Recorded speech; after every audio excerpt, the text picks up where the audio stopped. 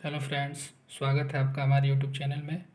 पिछले वीडियो में मैंने कुछ क्वेश्चन आपको कराए थे जो हाल फिलहाल के एग्ज़ाम में आए हुए क्वेश्चन थे। इस वीडियो में भी मैं आपको कुछ क्वेश्चन कराऊंगा जो ये भी आए हुए क्वेश्चन हैं हाल फिलहाल के एग्ज़ाम में, जो आपके आने वाले एग्ज़ाम्स हैं दिल्ली पुलिस, जेल वार्डर, इन सब के लिए बहुत हेल्पफुल रहेंगे। देखिए, इसमें पहला क्वेश्चन, ए बी से आधा कुशल है जो सी से तिगुना कुशल है, वे तीनों मिलकर एक काम कितने दिनों में पूरा कर सकेंगे यदि बी अकेले यह काम 6 दिनों में पूरा कर सकता है।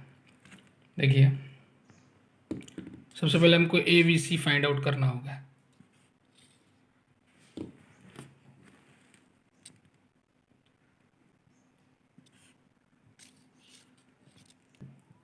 सबसे पहले हमको A ratio B ratio C find out करना होगा। देखिए, क्वेश्चन में कह रहा है कि ए बी से आधा कुशल है जो सी से तिगुना कुशल है। ए की तुलना किससे कर रहा है? बी से, और बी की सी से। ये जो वर्ड आया है इसमें बी के लिए आया है। बी जो है सी से तिगुना कुशल है, तो हम मान लेते हैं कि सी की एफिशिएंसी 2 है, सी की एफिशिएंसी 2 है, तो बी की कितनी होगी? चूँकि बी जो है सी से तिगुना कुशल है, तो 3 से इसमें मल्टीप्लाई करेंगे तो कितना आएगा? 6। और ए जो है बी से आधा कुशल है, तो 6 का आधा कितना होगा? 3।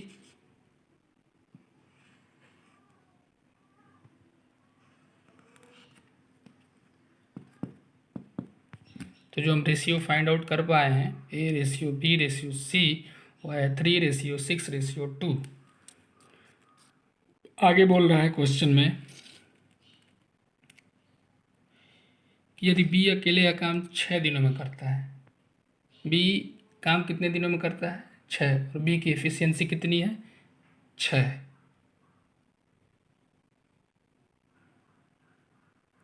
तो टोटल वर्क कितना निकल जाएगा?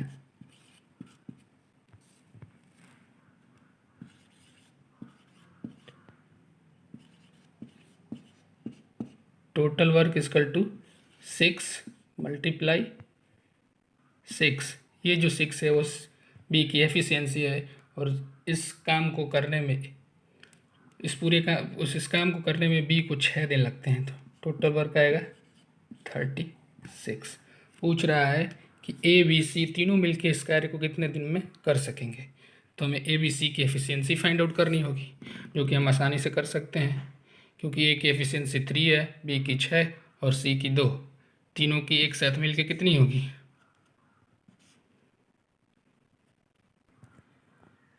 ए plus B plus C equal to 3 + 6 + 2 equal to 11।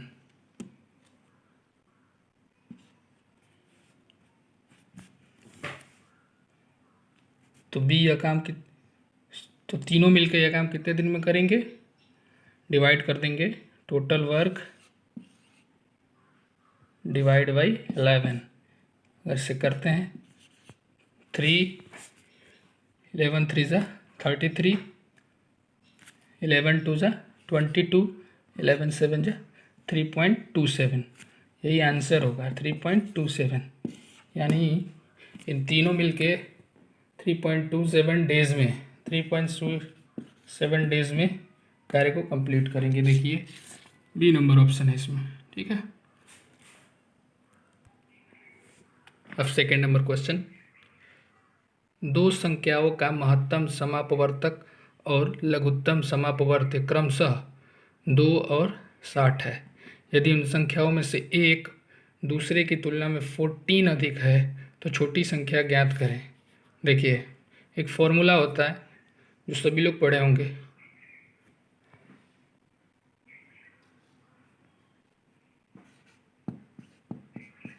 LCM into HCF equal to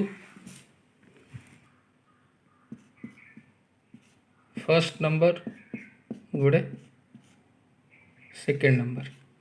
ठीक,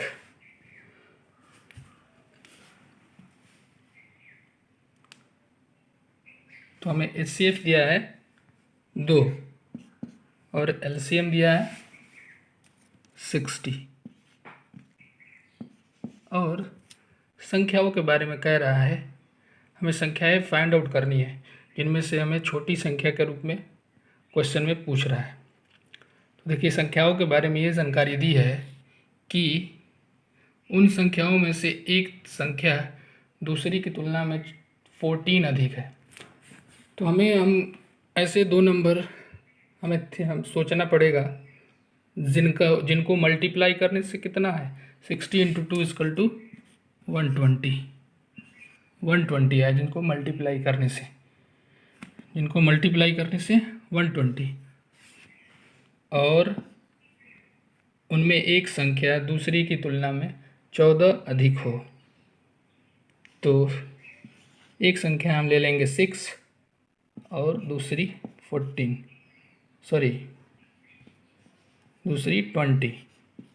क्या हम इन दोनों को मल्टीप्लाई करेंगे तो हमारा प्रोडक्ट 120 के बराबर आएगा?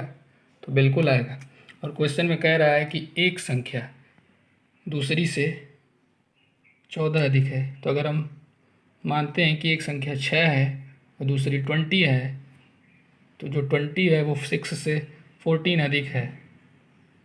तो पूछ रहा है कि छोटी संख्या क्या है, तो छोटी संख्या क्या होगी? Answer equal to 6। इस तरह से हम आसानी से कर सकते हैं। आप इसको x प्लस 14 मान के भी कर सकते हैं। उस तरीके से इक्वेशन बनेगा जो कि लंबा टाइम लगेगा आपको सॉल्व करने में, और एग्ज़ाम में टाइम का कितना महत्व है आप बहुत अच्छे से जानते हैं। तो इसमें भी क्वेश्चन नंबर 2 में सी ऑप्शन है, सी जो ऑप्शन है 6 वही हमारा आंसर होगा। देखिए क्वेश्चन नंबर 3, ए, बी तथा सी ने 50,000 का कारोबार प्रारंभ किया। बी ने सी की तुलना में 6,000 रुपये अधिक दिए तथा ए ने बी की तुलना में 20,000 अधिक दिए। यदि कुल लाभ रुपया 10,000 था तो लाभ में ए का हिस्सा कितना था? ए का हिस्सा पूछ रहा है इस क्वेश्चन में। ऐसे क्वेश्चन में हम जिस अनुपात में इन्वेस्ट करते हैं उसी रेशियो में हमें प्रॉफिट भी प्राप्त होता है। तो सबसे पहले हमें इन्वेस्ट का रेशियो निकालना होगा क्योंकि लाभ दे रखा है। अगर हम इन्वेस्ट का रेशियो फाइंड आउट करते हैं तो हम निश्चय ही ए का हिस्सा निकाल सकते हैं। तो आइए हम देखते हैं क्वेश्चन में क्या कर सकते हैं।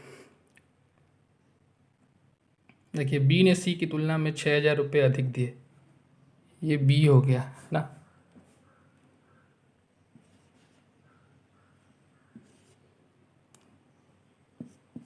ये हो गया ए बी सी।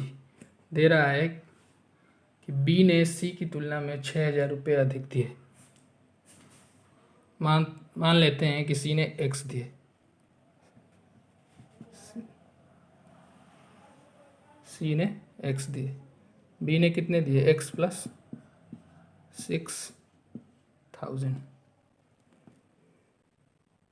तथा ए ने बी की तुलना में 2,000। अब ए ने इस बी से 2,000 रुपये ज़्यादा दिए तो कितना होगा? एक्स प्लस 6,000 में 2,000 ऐड करेंगे तो 8,000, यानी कि ए ने x प्लस 8,000, बी ने x प्लस 6,000 और सी ने x। ये हम क्वेश्चन में दिए गए शर्तों के अनुसार बनाए हुए हैं और ये टोटल रुपए में कितना दिया है 50,000। इन तीनों को ऐड करके 50,000 के इक्वल रख देंगे। x plus 8,000 plus x plus 6,000 plus x equal to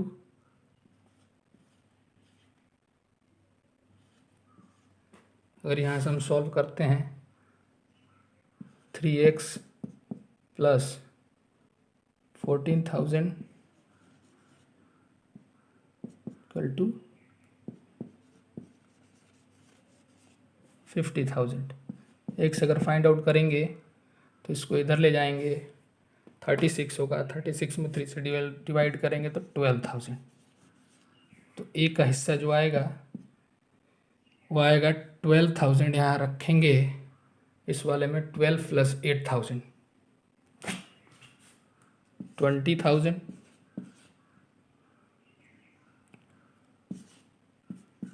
P का जो हिस्सा आएगा वो 12 + 6 18,000 और जो सी है उसका आएगा 12,000। अगर हम 1000 से डिवाइड करते हैं इसको तो ये 0 0 3 3 0 कैंसिल हो जाएंगे। इसके बाद हम इसे 2 से डिवाइड कर सकते हैं 10 9 और 6। तो जो हमें रेशियो प्राप्त हुआ है जो 10:9:6 A:B:C। देखिए चूँकि हमारा इन्वेस्टमेंट जो है वो 10:9:6 के अनुपात में हुआ है, तो जो हमें लाभ मिलेगा वो भी इसी रेशियो में मिलेगा। तो प्रॉफिट क्वेश्चन में दे रखा है, कितना दिया है 10,000 और हमारा रेशियो में कितना निकल के आ रहा है इन्वेस्टमेंट 10 + 9 + 16 10 + 9 + 16 = 10,000 रख सकते हैं हम, क्योंकि रुपए में हमारा कितना दिया है 10,000। तो यहाँ पे हम सॉल्व करेंगे 25 =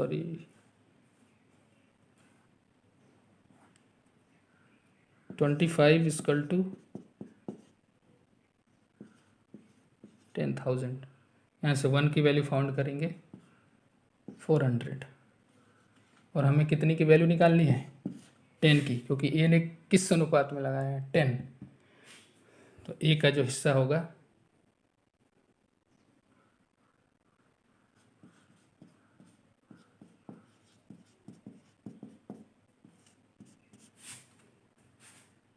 टेन × 400 4,000 रुपीज़। आप देख सकते हैं इस क्वेश्चन में डी ऑप्शन में 4,000 है, तो आप इसे आसानी से टिक कर सकते हैं इसका आंसर।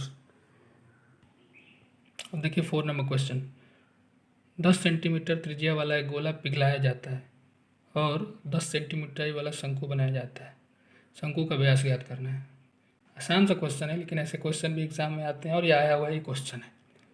ऐसे क्वेश्चन में क्या करते हैं, ऐसे क्वेश्चन में जो वॉल्यूम है वो बराबर होता है। जैसे देखिए पहले में गोला कह रहा है, तो गोले का आयतन का फॉर्मूला होता है 4/3 πr³ और शंकु के जो आयतन का फार्मूला होता है वो 1/3 πr²h। तुम दोनों को इक्वल रख देंगे 4/3 πr³ = 1/3 πr²h। देखिए इसमें 3 से ये 3 कैंसिल, पाई से पाई कैंसिल, ठीक है।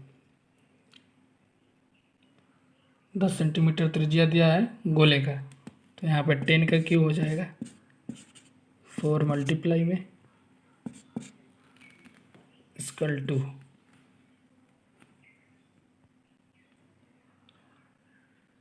शंकु का व्यास ज्ञात करना है और ऊंचाई दिया है 10।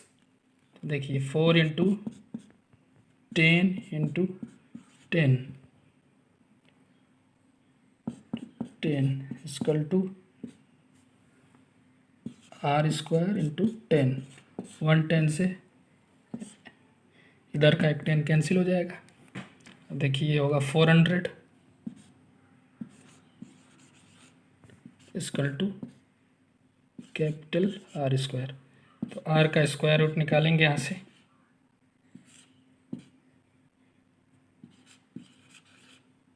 तो आंसर क्या आएगा 20। ये आपका R निकल के आया है, कैपिटल R। और पूछ क्या रहा है डायामीटर, जो 2 × R होता है। 2 × 10 = 2 × 20 = 40। सेंटीमीटर। ये आपका आंसर हो जाएगा, जो कि सी ऑप्शन में